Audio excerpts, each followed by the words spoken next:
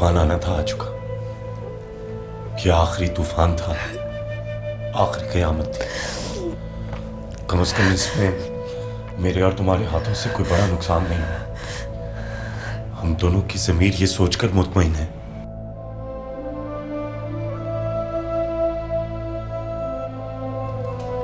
मेरी वजह से आप इस खानदान से अलग कर दिए जाएंगे।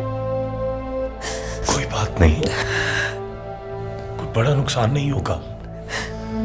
ताया सरकार हमसे मिलना नहीं छोड़ेंगे, वो बल्कि हमसे मिलते रहेंगे। ऐसा नहीं हो सकता कि वो हमें छोड़ दें। बाकी तो दुनिया है नूर अफरोज, और अगर कोई दुनियादारी के चक्कर में आकर मुझसे खुदा ताल्लुक होता है तो मुझे भी उनकी जरूरत नहीं। आप इस दस्तार के वारिस थे। मेरी वजह से आप इस दस्तार और गद्दी से महरूम हो जाएंगे। ओ यार, हो जाने दो।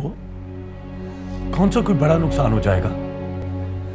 मुझे कौन सा मुर्शिद बनने की तमन्ना है। बिठा देता है सरकार साले को, आखिर को वो भी उनका दामाद है, और अब तो वो भी काफी बदल गया है। दामाद तो आप भी थे। तो चलो, जब तक ताया सरकार ये तस्लीम नहीं करते मैं उनका दामाद नहीं, इस मुरीदनी का शौहर। अब क्या होगा? क्या क्या होगा? लंदन चलेंगे। मैं कल ही तुम्हारे पेपर्स तैयार होने के लिए दे देता हूँ। तब तक क्या? तब तक हम यहीं रहेंगे इसी घर में। तब तक मैं इन सब का सामना कैसे करूंगी? अरे बाबा, तुमने कौन सा कोई चोरी की है? मेरी बीवी हो, तुम मेरे साथ रहोगी। और वैसे भी मैं तुम्हें घर में अकेला तो छोड़ूंगा नहीं, और नीचे तुम्हारी अम्मा भी तो हैं।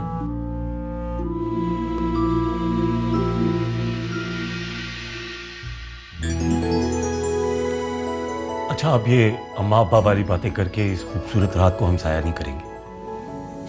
आज हमारी सो कॉल्ड सुहाग रात है। सुहाग रात?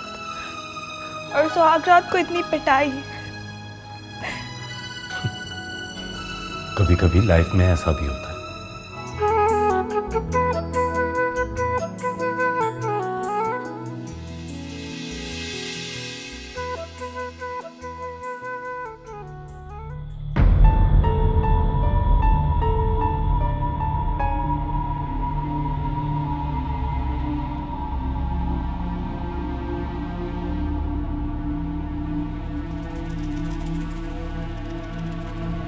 तुम सब यहाँ खड़ी हुई मेरा तमाशा देख रही हो क्या? हाँ हाँ, चलो चलो, जाओ सारी की सारी, जाके सो जाओ। सारी की सारी इकट्ठी हो जाती है तमाशा देखने के लिए, ताकि मिर्च मसाला लगाकर सारे बख्ता वाला को सुनाए। चलो जाओ यहाँ से।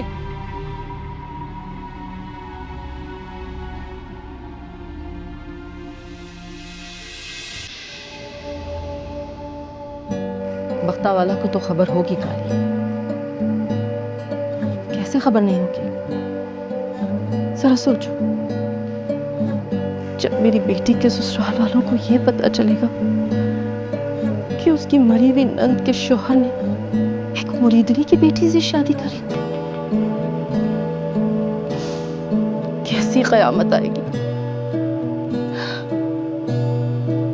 जाहिर है एहराम ने तो कभी ना कभी शादी करनी ही थी। उसकी शादी पर कोई एतराज नहीं करता, मगर उसकी बीवी की बराबरी करने वाली सौतन कम से कम उसकी हमपल्ला तो होती। क्या इज्जत रह जाएगी हमारी। साही को तो इस मुरीदनी और इसकी बेटी ने गूंगा बहरा कर दिया। इस वक्त आप आराम करें, रात बहुत हो चुकी है, सुबह सोच लीजिएगा।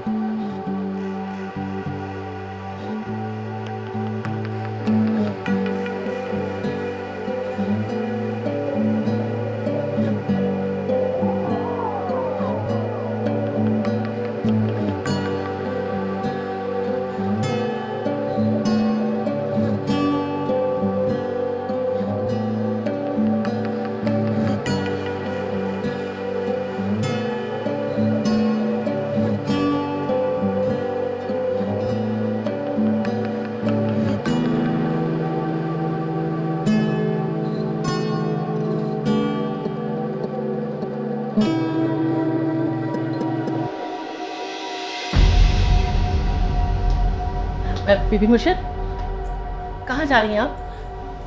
वो तो गुड्डी बीबी का कमरा है। जिस शोहर ने एक मुरीदनी के सामने जलील करवा दी, उसके कमरे में जाकर क्या करूं? मुझे अपनी बेटी के कमरे में ही सुकून मिलेगा।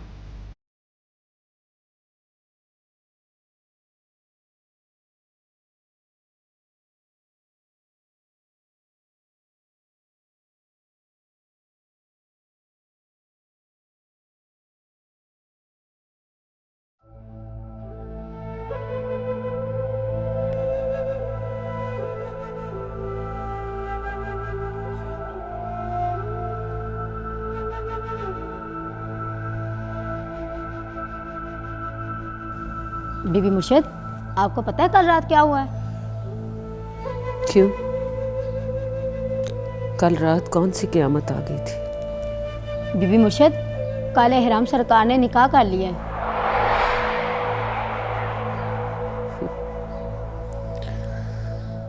वो तो करना ही था। मर्द कौन सा जोग ले लेता है? बीबी मुर्शिद, उन्होंने नूरा अफरोज से निकाह कर लिया है।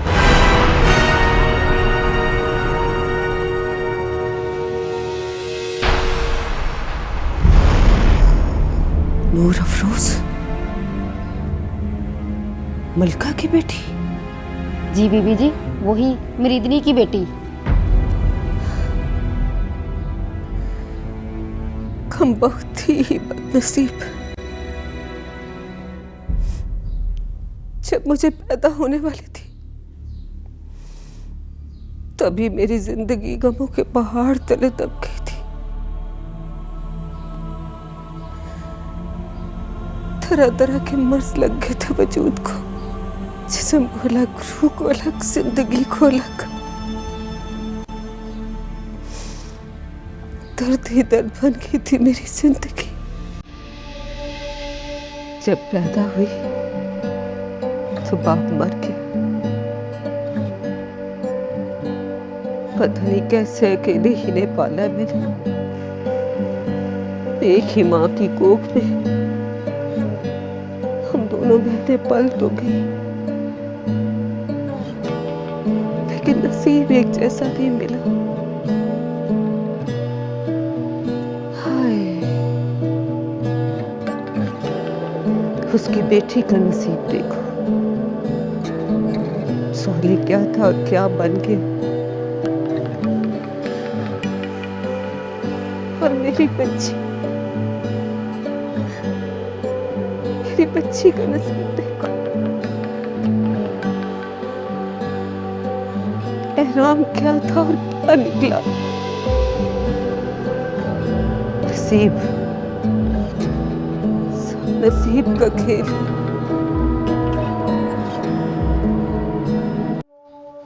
चलना फिरना, बसना उजड़ना, जीना मरना, सब नसीब का खेल।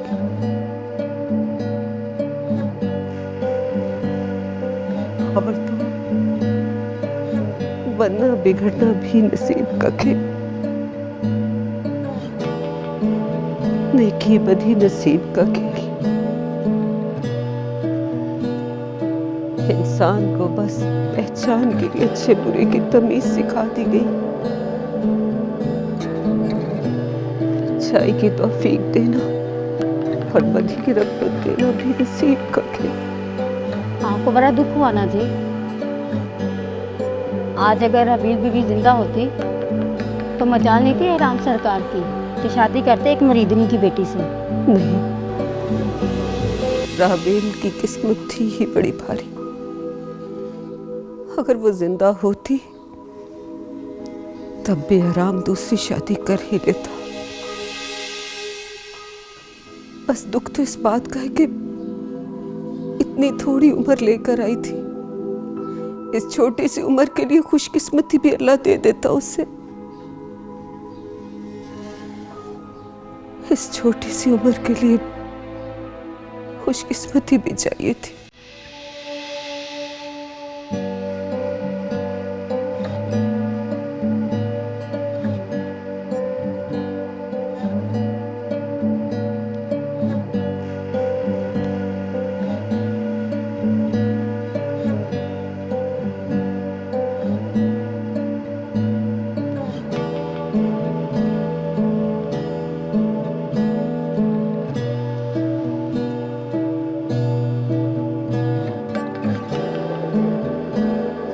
खाला अम्मी?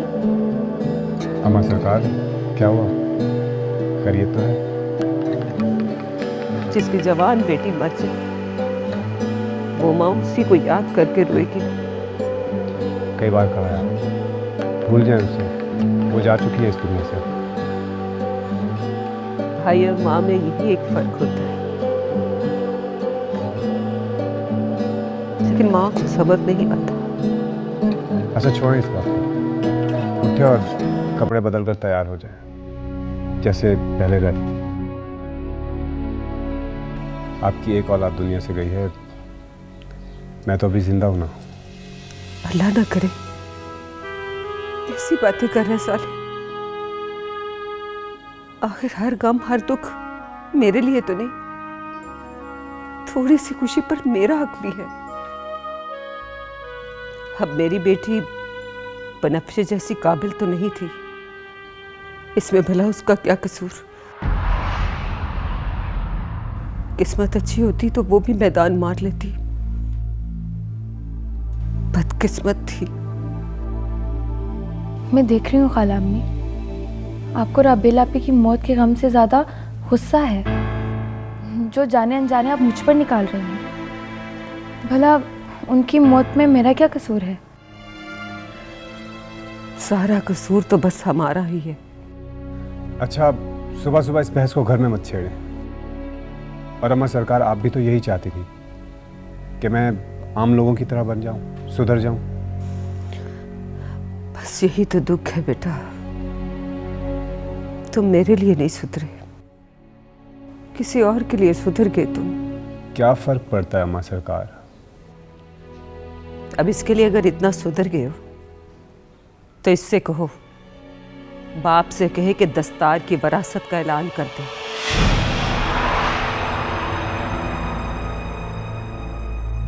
अब वारिस तुम हो उसके। आप जानती हैं कि दस्तार का असल वारिस मैं नहीं, एहराम है। मेरे बाप का नंबर सबसे आखिर में आता है। मगर अब तो खानदान उसे वो जगह नहीं देगा। क्यों? ऐसा क्या किया उसने? तुम्हारी बीवी ने तुम्हें ये नहीं बताया? किस बात का खाला अम्मी? मुझे नहीं पता। मैं समझा नहीं आपकी बात। शादी कर ली है उसने मुरीदनी की लड़की के साथ। पीरजादी नहीं उसकी बीवी। कौन सी मुरीदनी की लड़की से? मलका की बेटी नूर अफरोज।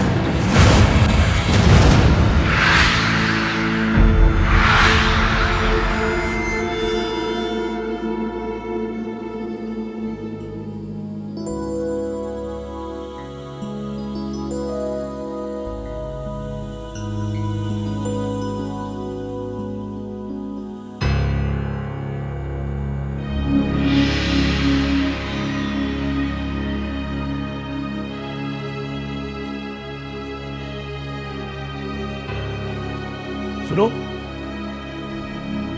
थोड़ी देर में आके हमारा कमरा भी साफ कर देना। छोटे सरकार, मैं तो बावर्ची खाने का काम करती हूँ।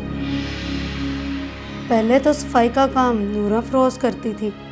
तुम ये समझो कि नूर अफरोज की तरक्की हो चुकी है और अब ये मालकिन बन चुकी है। अब तुम अम्मा काली से कहो कि किसी और मुलाजमा को यहाँ भेज दे। और मलका चाची ने नाश्ता कर लिया? पता नहीं, अभी तो वो कपड़े धो रही हैं। कमाल है, मैं मलका चाची को समझा के भी आया था, कम से कम मेरी सास की हैसियत से वो अपनी इज्जत करवा लें। ताया सरकार कहाँ है?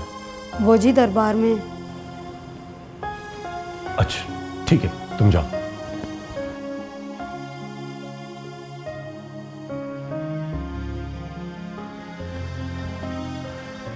कलोन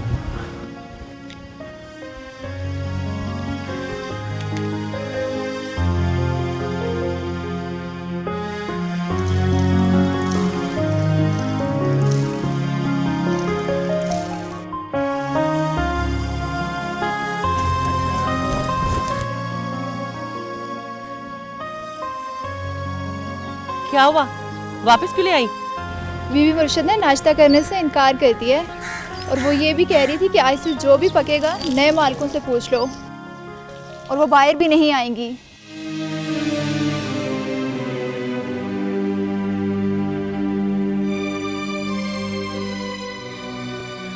निमलका, वैसे तेरी बेटी ने तो वो कर दिखाया जो लकी महल की दीवारों ने ना कभी देखा और ना सुना। मुर्शिद से निकाह, तौबा तौबा, कब और कैसे?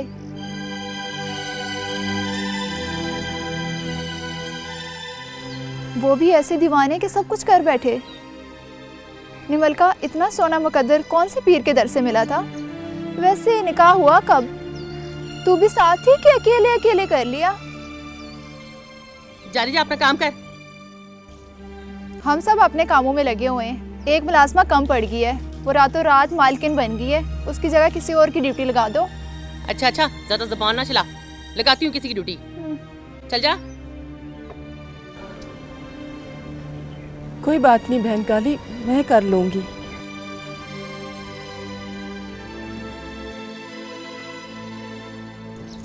तू घबराना मिल्का, मैं हूं ना तेरे साथ।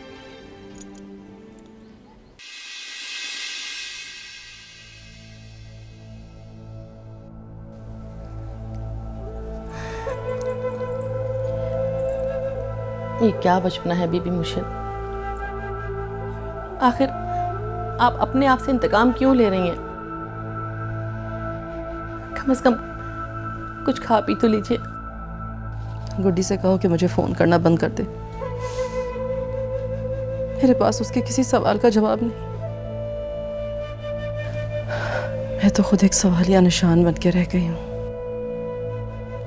उससे कहो कि लकी महल के मर्दों ने मुझे यरगमाल बना रखा है।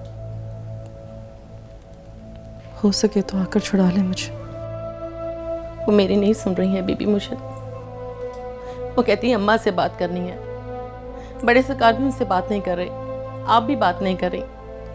उनकी हालत तो देखें जी। कम से कम आप तो माँ हैं, आप तो उनका ख्याल करें। नहीं करना मुझे किसी का ख्याल। और तुम जाओ यहाँ से। आ गई है ना तुम्हारी नई मालकिन, उसे देखो जाकर। अल्लाह न करे जी, हमारी मालकिन, हमारी बीबी मुर्शिद तो आप हैं। चुप कर जाओ, मत दो मुझे झूठी तसल्लियां।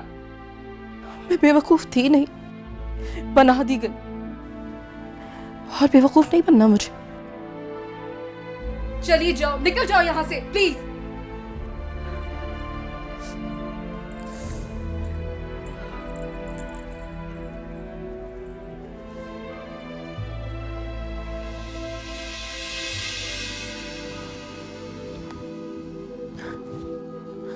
पता नहीं अम्मा को क्या हो गया, फोन ही नहीं रिसीव कर रही।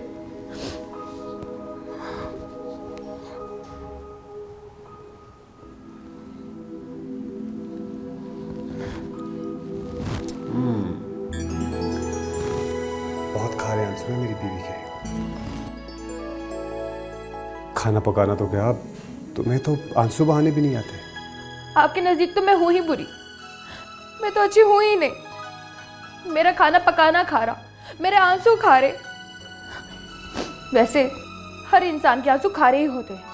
कभी आप आंसू बहा के देखें, मैं चख के बता सकती हूँ। मुझे तो आंसू आएंगे नहीं। मेरी जिंदगी में अब तुम जो आ चुकी हो। अच्छा ये बताओ कि ये आंसू किस दुख में बहाए जा रहे हैं? अम्मा कॉल रिसीव ही नहीं कर रही है। आप जाके पूछे तो सही उन्हें क्या हुआ है। भाई उनके घर का मसला वो जाने। और वैसे भी खालामा तो मुझे कसूरवार ठहराती है। उनका रवैया नहीं देखा तुमने? जब से राबे लापी की डेथ हुई है वो मेरे साथ उखड़ी उखड़ी रहती है। हम दोनों को जब भी हंसते बोलते देखती है तो पता नहीं क्यों उनको गुस्सा आ जाता है, लेकिन जब अपने पोते की शक्ल देखेंगी तो खुश हो जाएंगी, पूरा यकीन है मुझे। और प्लीज़ तुम टेंशन मत लो। हमें आराम के निकाह से क्या लेना? वो किसी मुरीदनी से करे या किसी मुर्शिद से,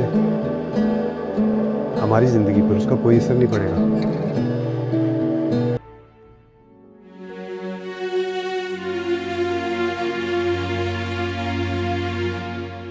नूर अफरोज, तुम तैयार हो जाओ, मैं ताया सरकार से मिल के आता हूँ, फिर हम लाहौर चलेंगे और इसी बहाने तुम्हारी कोई शॉपिंग भी हो जाएगी। वाह रे किस्मत, इसे कहते हैं बंदर भी हो जाए तवंगर। तो तब मैं इस घर में अकेली रहूंगी। हाँ तो और क्या, तुम्हारा अपना घर है। अगर बीबी मुर्शिद आ गई तो क्या, तुम कहना तुम अपने शौहर के कमरे में बैठी हो। मतलब मैं नीचे अपने कपड़े लेने ना जाऊं? नहीं, सुनो, तुम एक काम करो, तुम जाके नूर अफरोज के कपड़े भी ले आओ और उन्हें इस्त्री भी कर देना।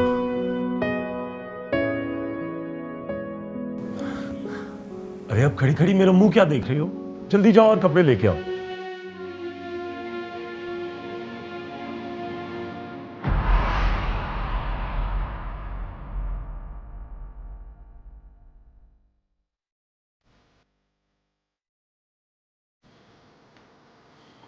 सरकार, मैं ये सोच भी नहीं सकता था कि आप इस मौके पर भी खामोश रह जाएंगे।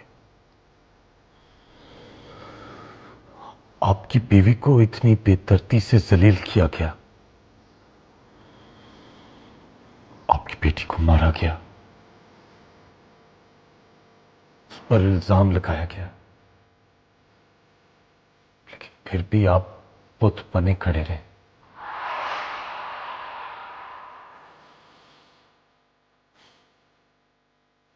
मेरा जो फर्ज था मैंने अदा किया,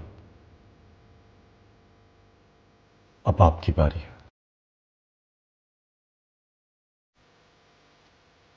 मैं अपनी बीवी को लाहौर लेके जा रहा हूं। जैसे ही उसके पेपर्स तैयार होंगे मैं उसे इंग्लैंड ले जाऊंगा। आप खानदान वालों को बता दीजिएगा। अगर ये राज बताने का आपका दिल ना चाहे कि नूर अफरोज आपकी बेटी है, तो आप इस खानदान से कह दीजिएगा कि मुझे इस दस्तार और इस खानदान की कोई जरूरत नहीं। आप अपना सब कुछ संभाल कर रखिए। बल्कि साले अब सुधर गया है, आप उसको ही अपना जानशीन बनाए। अगर आप मेरी बीवी को अपनी बेटी डिक्लेयर करना चाहें तो मुझे जरूर बताइएगा। मैं अपनी बीवी को लकी महल लेके आऊंगा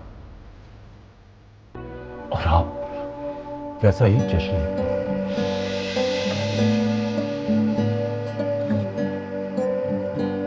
आपकी बीवी छोड़े जा रहा हूं, चाहे तो उसे मुलाजमा बनाकर सारी जिंदगी उसे काम ले और अपनी इज्जत बनाए रखे,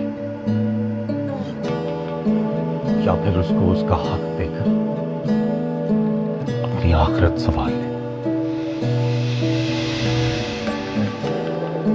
साफ करना आसान नहीं है ताहे सरकार।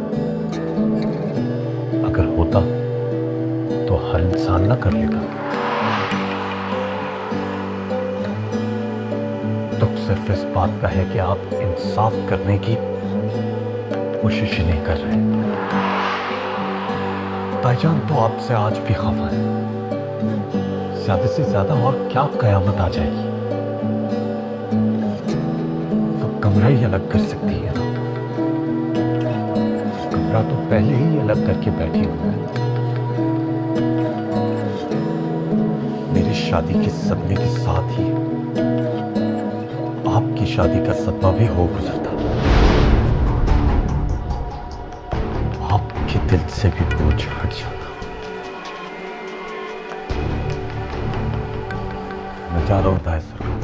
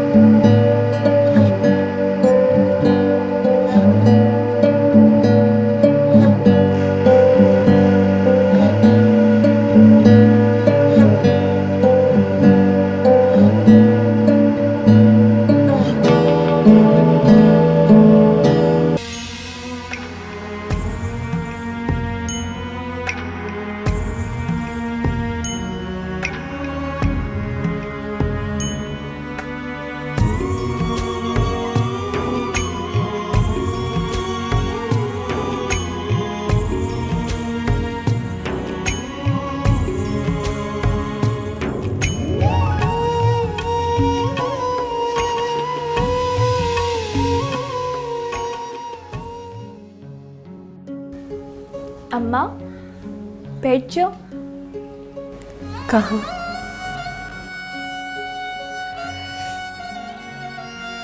मुझे तो आज तक पता ही नहीं चला कि मेरी जगह कहाँ है, नीचे है या ऊपर। मैं तो 20 साल से खड़ी की खड़ी हूँ। पर तू पीरजादी है ना, तूने खुशकिस्मती चुरा ली अपने खून से, अपने विरसे से। तुझे बैठने को जगह मिल गई। छोटे सरकार ने तुझे तख्त पे बिठा दिया। खुदा करे कि तू हमेशा खुश रहे। अम्मा तू मेरे साथ चलना चाहे तो चल, मेरे घर चल। अभी हम लाहौर जा रहे हैं, फिर वहाँ से छोटे सरकार हमें लंदन लेके जाएंगे। नहीं नूरा फिरोज, माएँ भला बेटियों के घर कहाँ अच्छी लगती हैं। मुझ पर अगर ये जगह तंग हुई तो मैं कबीर के पास चली जाऊंगी। तू जा खैर से और खुश रह, पर लंदन जाने से पहले मुझसे ज़रूर मिलके जाना।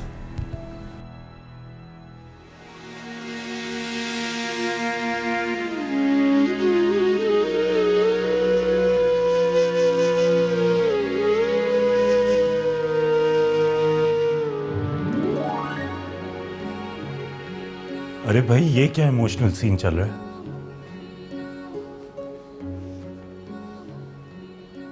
मलका चाची, आप अभी कुछ दिन और देख लें। अगर आपको आपका सही मकाम नहीं मिल रहा तो आपका सही मकाम आपकी बेटी के घर में है। मेरा फर्ज है कि मैं आपको मां की तरह संभालूं।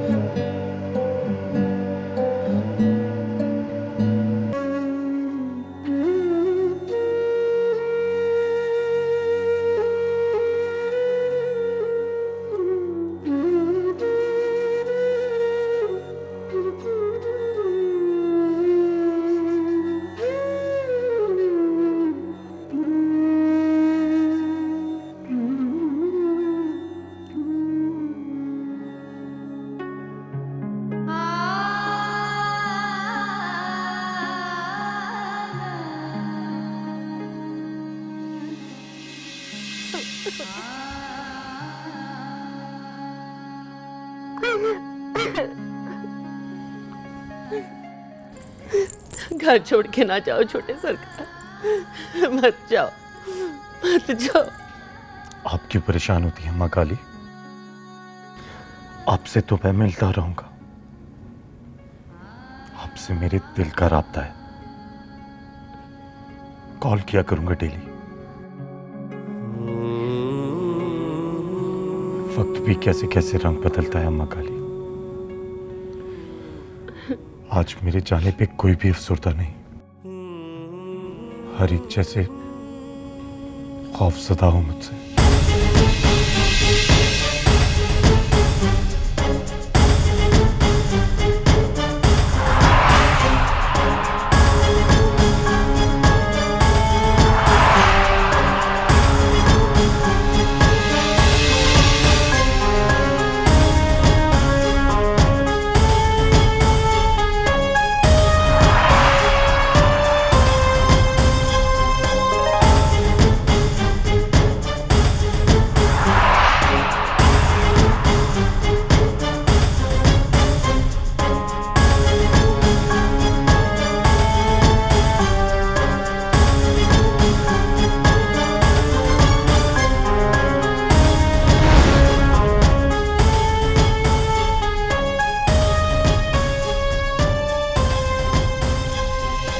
सलाम चाची जान।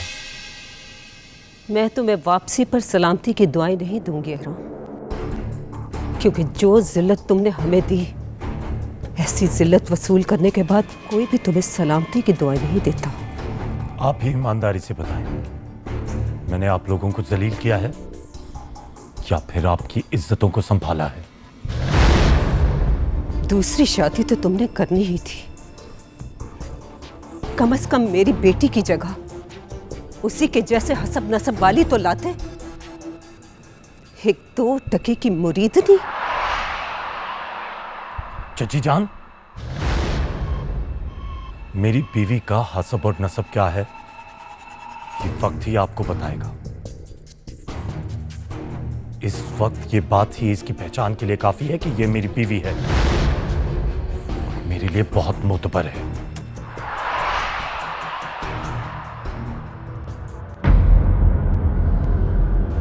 बहुत बहुत मुबारक हो।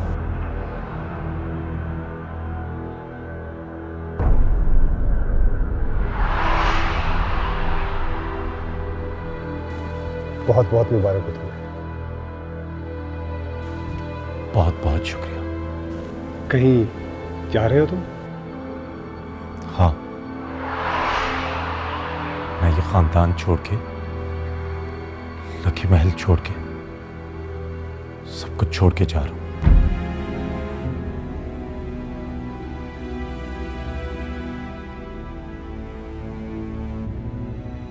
वो अगर इसे रोक भी ले तो खानदान इसे कबूल नहीं करेगा। साले, बेहतर है कि ये इज्जत से यहां से चला ही जाए। हमारे खानदान में गैर खानदान की बहू को एक्सेप्ट ही नहीं किया जाता।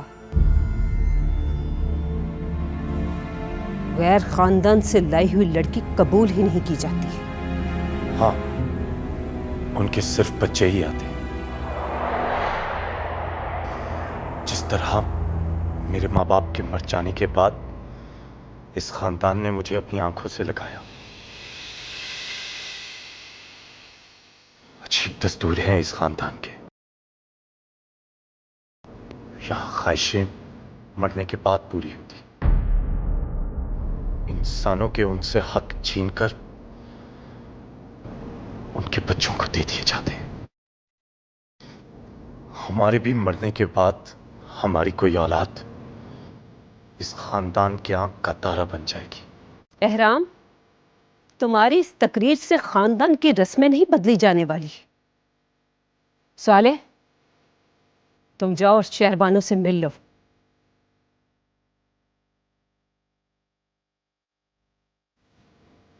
तुम गाड़ी में बैठो नूर अफरोज।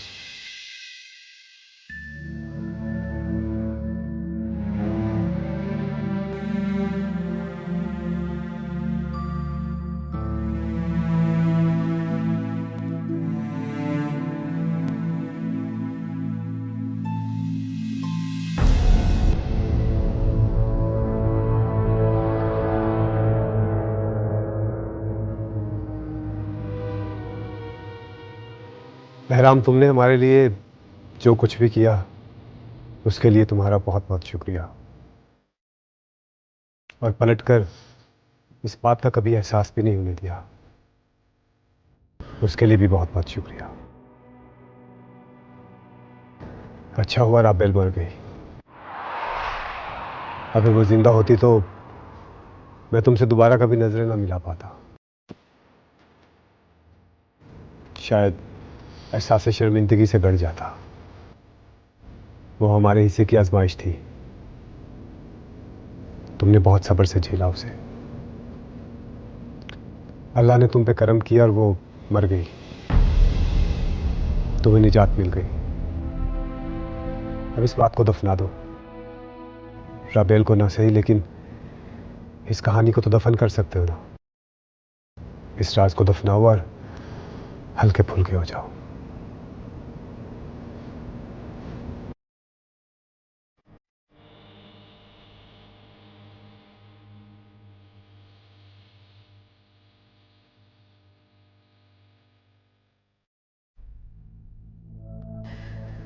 सारी जिंदगी का कमाया हुआ भरम लुट गया। मेरा शौहर किसी गूंगे बहरे की तरह खड़ा चुपचाप तमाशा देखता रहा। यकीन ही नहीं आता था कि ये वो पीर बख्श सुभान है जो लोगों की इज्जतों और उनकी जिंदगियों के फैसले करता है, मगर अपनी बीवी की इज्जत रखने के लिए वो कुछ नहीं कर सका, कुछ भी नहीं। अम्मा जी, अब्बा कर भी क्या सकते थे? आप खुद सोचें कि जब वो निकाह कर ही चुका था तो अब्बा जी उसका क्या बिगाड़ सकते थे? उसे घर से तो निकाल सकते थे। अम्मा, वो जा तो रहा है ना।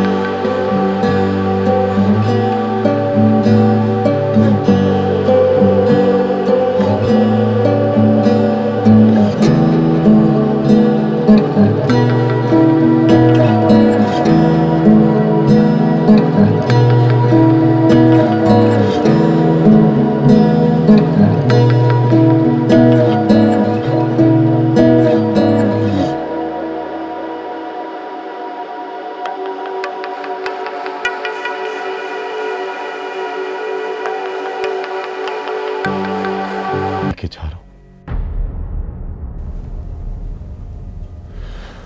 अब उसकी मां आपके रहमो करम पर है। आप चाहे तो उसे निकाल कर अपना गुस्सा ठंडा कर ले,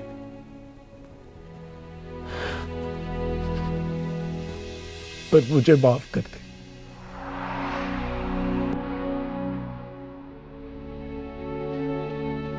कभी माफ नहीं करूंगी मैं तुम्हें, कभी भी माफ नहीं करूंगी मैं तुम्हें। एक नीची जात की गंदी लड़की से छुप के निकाह करके तुमने साबित कर दिया कि तुम्हारी फरंगी मां का खून कितना कारामद है। साबित कर दिया तुमने कि तुम्हारे अंदर पीरों की इज्जत और गैरत नहीं, बल्कि तुम्हारे फरंगी ननिहाल की रस्में और रिवाज जिंदा हैं अब तक।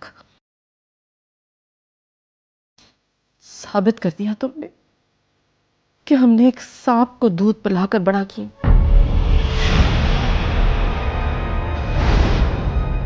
जो हमारे सारे खानदान को जलील करके चला गया। साबित कर दिया तुमने कि तुम हम में से नहीं हो तुम हम में से।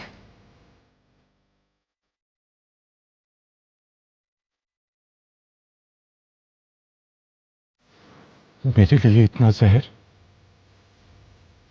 ये लबो लहजा। आज आपने साबित कर दिया तैजा कि मेरी औकात भी आपके लिए किसी मुरीद से कम नहीं।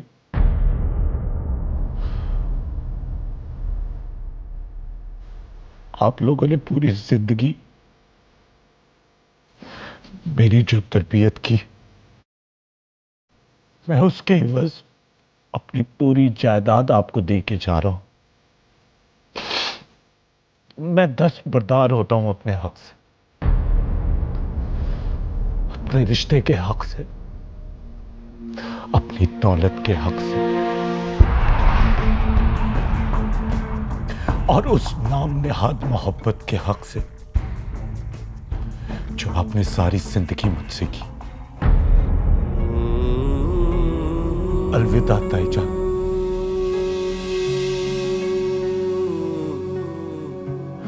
हमेशा हमेशा के लिए।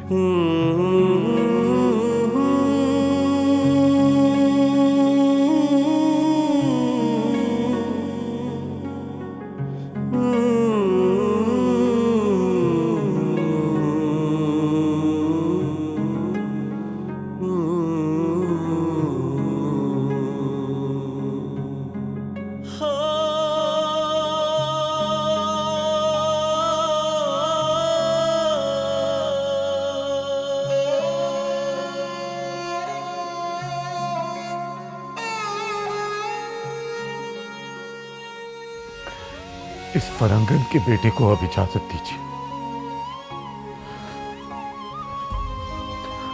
और अपने घर का खाया पिया माफ कर दीजिएगा।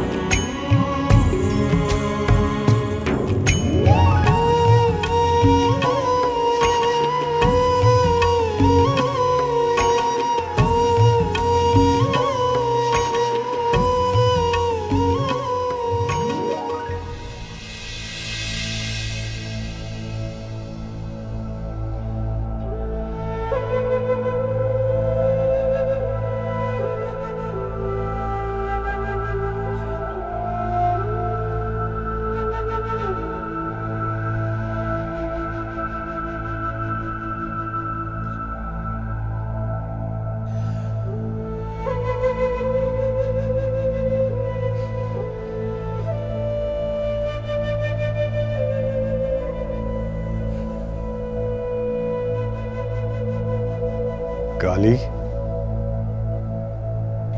जी सरकार।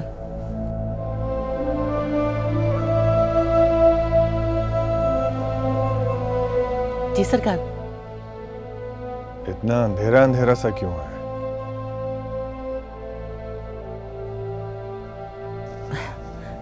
सरकार बत्तियां तो जल रही हैं।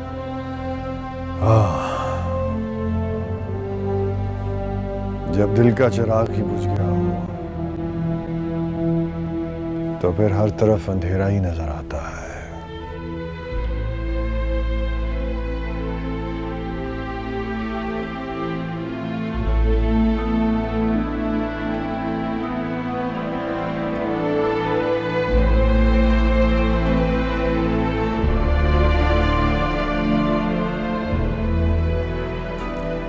मुझे यहाँ इसलिए छोड़कर गए हैं कि मैं आपका दिल बहला सकूं।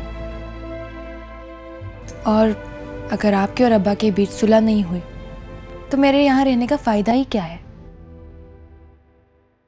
देखा नहीं तुमने कितनी देर से तुम्हारा बाप घर आया हुआ है, लेकिन मुझसे मिलने के बजाय सीधा ऊपर चला गया। क्यों मैं उसे दिखाई नहीं देती? क्यों मेरा दुख उसे दिखाई नहीं देता? सारी जिंदगी का भरम बहना के सामने टूट गया। वो बैठी मेरी बेबसी का तमाशा देखती रही बस। अम्मा, खाला अम्मी ने कौन सा जिंदगी भर आपके साथ रहना है? वो अपने घर में खुश है और आप अपने घर में खुश हैं। और एहराम, नूर अफरोज को लेकर चला गया है। एहराम तो चला गया नूर अफरोज को लेकर इस घर से, मगर मलका अभी तक इसी घर में मौजूद है। तुम्हारे बाप से कहो कि चलता करे उसे, वरना जैसे ही खानदान वालों को पता चलेगा ना कि एहराम और नूर अफरोज का निकाह हो चुका था, सब आ जाएंगे अभी सुनगुन लेने के लिए। हमसे क्या सुनगुन लेंगे? जो होना था सो हो गया। हमें इस खानदान से निकालेंगे क्या? और वैसे भी वारिस के तौर पर मेरा शौहर है आपके पास, आपका अपना दामाद, किसी देवर का बेटा नहीं।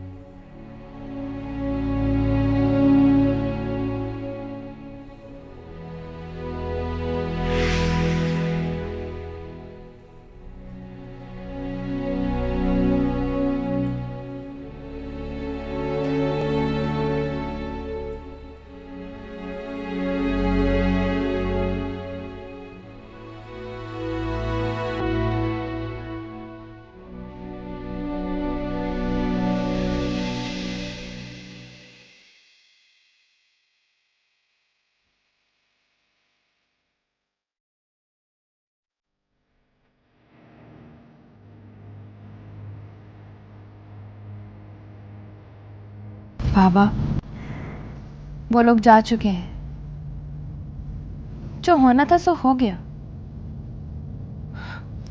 आप अपने खानदान वालों से जाके कह दीजिएगा कि मैंने अपने खानदान की रस्में निभाने की हर मुमकिन कोशिश की, लेकिन कुछ अनहोनियां में टाल ही ना सका। बाबा, एहराम की माँ छोटे घर की थी ना, इसीलिए उसमें हौसला ही नहीं था अपने खानदान की रस्मों के दरख्त को अपनी ख्वाहिशों का खून पिलाने का।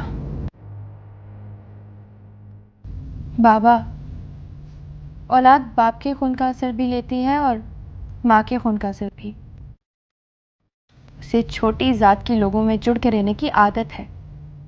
हर मुलाजिम मुलाजमा से चिपका रहता, उनसे बातें करता, और तो और अपने लिए बीवी भी मुलाजमा ही चुन ली। मैं समझती थी कि माँ की तरबियत का बड़ा असर होता है, पर नहीं, माँ के खून का भी बहुत असर होता है। सच कहती हो तुम, वाकई माँ के खून का भी बड़ा असर होता है, क्योंकि अगर ऐसा ना होता तो आज तुम अपनी माँ की जबान ना बोल रही होती। अब ना उम्मीद करें इस उम्र में मेरी माँ से कॉम्प्रोमाइज। आखिर उन्होंने ऐसा किया ही क्या है? उल्टा आप बार बार उनकी ईगो को हर्ट करते हैं। मैंने उसकी ईगो को कभी हर्ट नहीं किया गुड्डी। तो बाबा, ऐसी क्या वजह है? ऐसी भी क्या वजह है कि मलका अभी भी इस घर में बैठी हुई है? या तो आप उन्हें जाने का कहें या मैं जाके कहूँ। सवाल ही पैदा नहीं होता। जाओ जाके अपनी माँ से कह दो कि मलका इस घर से नहीं जाएगी। पर बाबा, बेवक्त सख्ती, अब इस मामले में बहस की कोई गुंजाइश नहीं है। और आप दोनों इस उम्र में एक दूसरे से नाराज हैं। ये हम दोनों का जाती मसला है, इसे हम दोनों हल कर लेंगे। फिलहाल तुम जाओ अपनी माँ के पास जाके बैठो।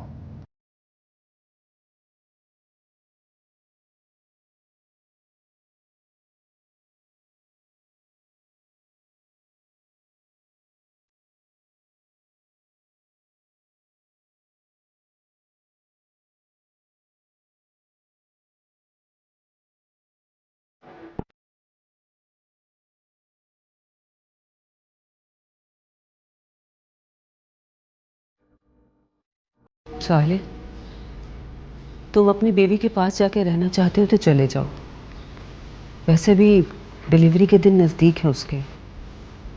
इस वक्त तो उसको तुम्हारी ज़्यादा ज़रूरत होगी। जी, फ़िलहाल तो मैं लाहौर जा रहा हूँ, एक दोस्त की शादी है। वापसी पर कुछ सोचते हैं। आप अपना ख्याल रखिएगा। तुम भी अपना ख्याल रखना बेटा। वैसे किस दोस्त की शादी? वो नदीम की शादी है। अच्छा, अल्लाह करे वो भी तुम्हारी तरह अपनी बीवी का गुलाम बन जाए, राह रास्त पर आ जाए। जिस तरह तुम सुधर गए वो भी सुधर जाए। अम्मा, मुझे एक बात समझ में नहीं आती। मेरे सुधर जाने की आपको खुशी है या दुख है?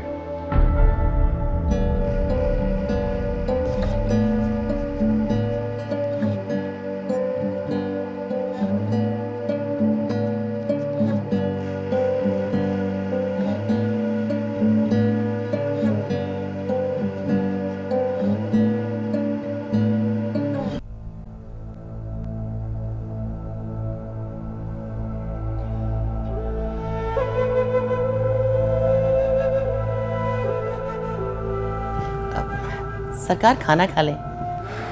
नहीं काली, मुझे भूख नहीं है। गुड्डी बीबी कह रही थी कि खाना उन्होंने अपने कमरे में लगवाया है, आप वहीं आ जाएं।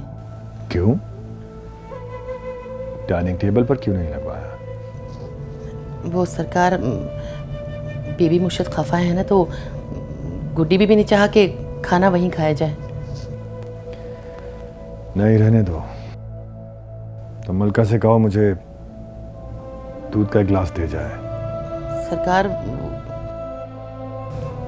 माहौल में वैसे ही बहुत तलखी है, आप कुछ तो सोचें। जो होता है होने दो काली। तुम जाओ और मलका को भेजो। जो हुक्म सरकार।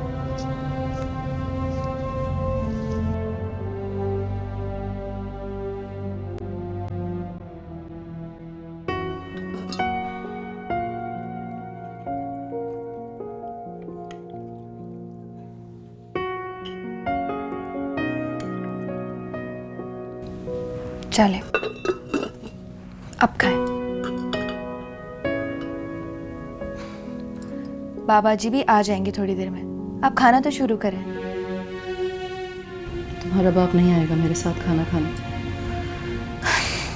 अगर वो नहीं आएंगे तो मैं जाके उन्हें ले आऊंगी। आप खाना तो खा लें प्लीज़।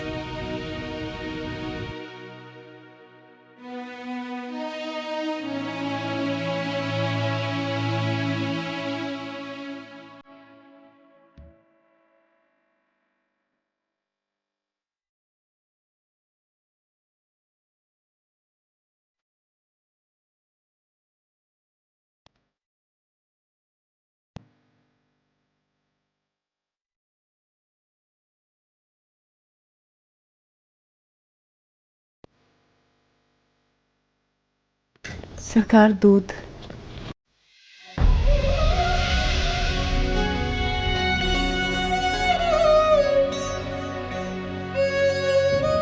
मलका, मुझे उम्मीद है कि तुम इस मुश्किल वक्त में मुझे तन्हा छोड़कर कहीं नहीं जाओगी। प्लीज इस वक्त कहीं भी गायब मत होना। कोई पता नहीं कि आने वाले वक्त में कोई लम्हा हमारे हक में कोई बेहतर फैसला कर जाए। पर सरकार, आपके घर में मेरी वजह से बड़ी नाचाकी है। मुझे चले जाने दे कबीर के पास। आपका जब जी चाहे मुझसे मिलने वहीं आ जाया करें। नहीं मलका, तुम जानती हो कि मेरा खानदानी मर्तबा मुझे ये भी करने की इजाजत नहीं देगा कि मैं वहां हूं।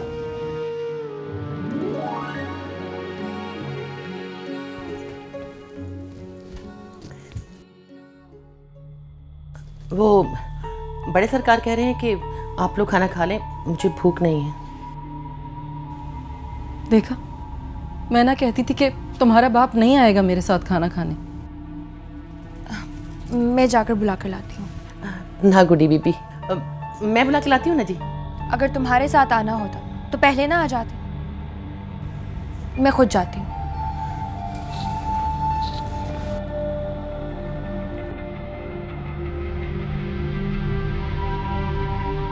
मेरा ज़मीर मुझे इस बात की इजाज़त ही नहीं देता कि मैं कबीर के घर जाऊं और वहां अपनी भतीजी को उसकी बीवी के रूप में देखूं।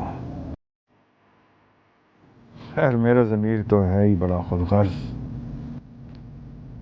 अपनी बीवी को अपने ही घर में मुलाजमा बने हुए देख सकता है,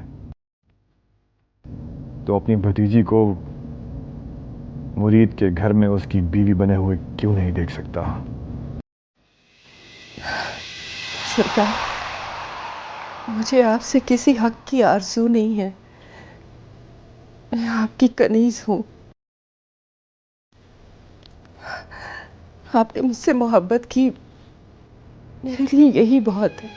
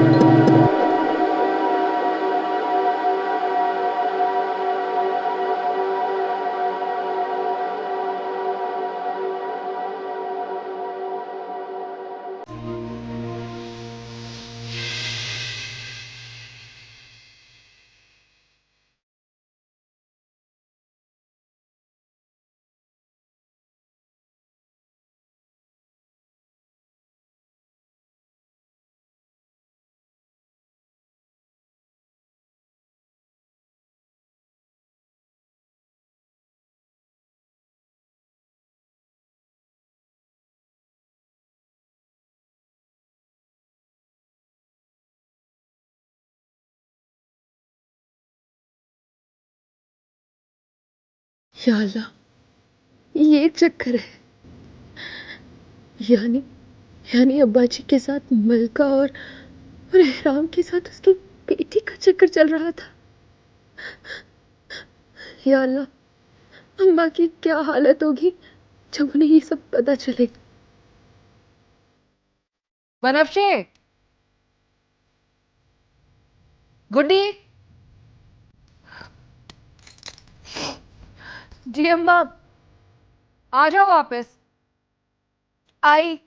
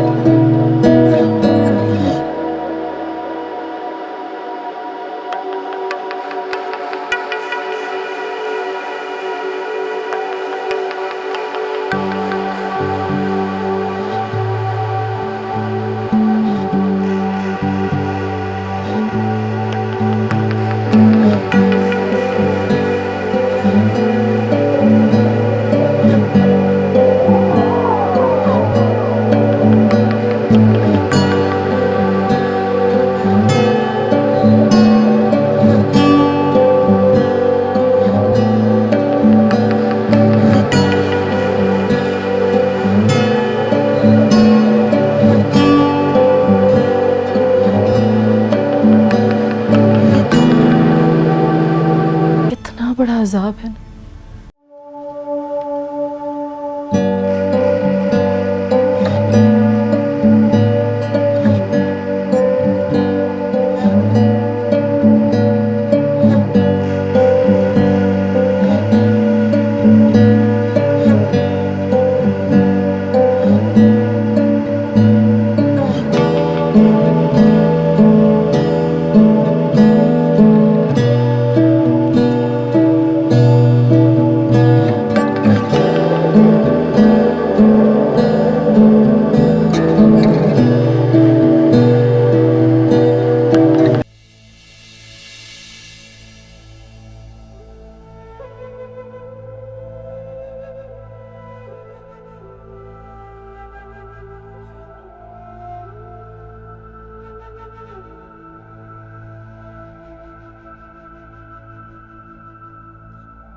क्या करूं, क्या करूं? अम्मा को बता दूं? नहीं, ये मुनासिब नहीं। जो राज छुपा हुआ है उसे छुपा ही रहने दो। अभी अगर मैंने अम्मा को बता दिया तो अम्मा का दम ही निकल जाएगा। मैं बाबा जी से बात करती हूँ। नहीं, ऐसा ना हो वो एहराम की तरह मुल्का से निकाह ही पढ़वा ले। कैसी मोहब्बत करते हैं ये लोग, किस हद तक गुजर चुके हैं ये लोग। या अल्लाह, मेरी मासूम माँ की नाक के नीचे ये सब कुछ होता रहा और उसे पता ही नहीं चला।